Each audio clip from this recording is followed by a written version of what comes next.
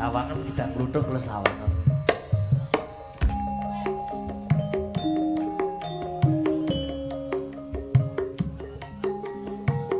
Sawangan tidak kluthuk.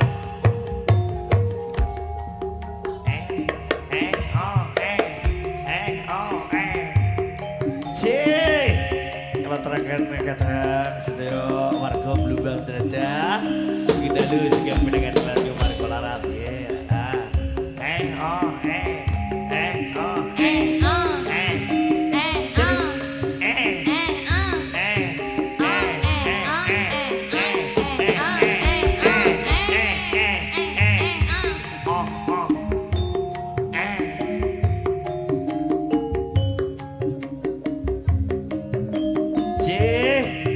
Kaki Babang Saibo, pemerintah sing pedang wonten Puncak Jaya, Papua. Kalian kalap garak.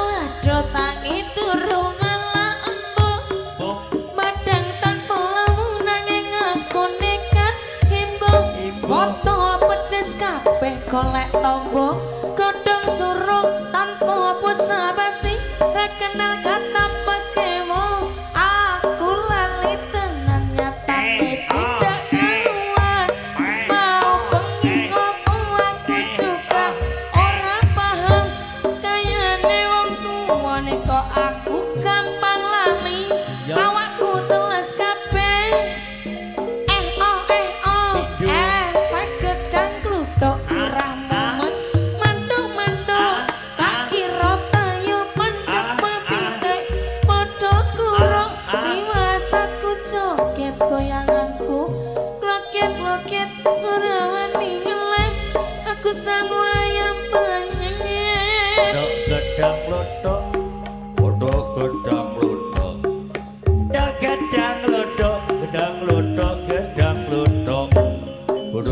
gedang lutuk gedang lutuk gedang lutuk gedang lutuk gedang lutuk Waduh, waduh, waduh, tangi turu malah empuk. Wadah tanpa lamunan ing aku nekat timbul. Potong pedes kabeh golek tombo. Godhong suruh tanpa basa-basi. Rekenal kata pekemu. Aku lali tenan nyatane tidak keruan. Mau pengen ngopo aku juga ora paham. Kayane wong tuwa ning kok aku gampang lali. Awakku teles kabeh. Oh. Wis apa Efek gedhe gluduk sirah mumet. Mendung-mendung tak kira tayupan cepul pitik. Padha kluruk iwasaku joget goyanganku. Loket-loket ora wani nyelek. Aku sang wayang panen.